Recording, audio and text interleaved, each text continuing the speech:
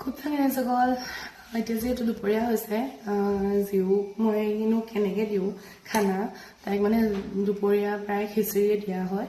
আৰু এতিয়া যিহেতু খাব পৰা হৈছে সেইকাৰণে ভাবিলোঁ আপোনালোকৰ লগৰ ঘৰত যদিও তেনেকৈ সৰু সৰু বাচ্চা আছে তেতিয়াহ'লে দিব পাৰিব মইনো কেনেকৈ দিওঁ মাংস তেনেকৈ দেখাওঁ বুলি ভাবিলোঁ এয়া লোকেল চিকেন আৰু এয়া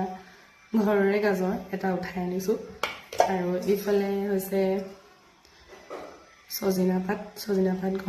গছ ঘৰৰে হয় তাৰ পৰা চিঙি আনিছোঁ সজিনা যিহেতু হেল্থৰ কাৰণে বহুত ভাল হয় সেইকাৰণে তাইক মই মাজে মাজে দিওঁৱেই যিহেতু বহুত ভেজাল হয় সেইকাৰণে মানে মই তাইক যিমান পাৰোঁ ঘৰৰ বস্তুৱে দিবলৈ ট্ৰাই কৰোঁ মানে অৰ্গেনিক সাৰ চাৰ নিদিয়া ঘৰতে কৰা এনেকৈ ঢেকীয়া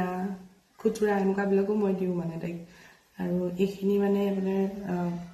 ঘৰৰ মিঠাতেল হয় ঘৰতে পেৰা যেনেকৈ পেৰে যে সৰিয়হ খেতি কৰি পিনি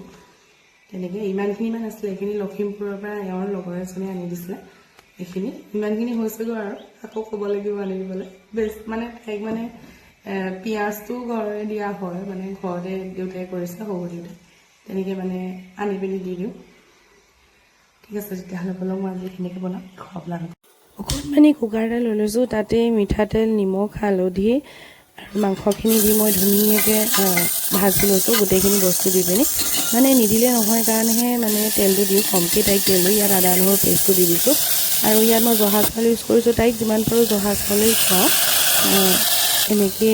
কম তেলতে ভাজি খোৱালে ভাল হয় যিমান পাৰে সিহঁতৰ হেল্থৰ কাৰণে আৰু ইয়াত গৰম পানী দি পিনি মই ধুনীয়াকৈ 10-15টা চিটি অহালৈকে ভালকৈ সিজাই লৈছোঁ এনেকৈ আপোনালোকে খুৱাই চাবচোন খাই সিহঁতি বহুতেই ভাল পায়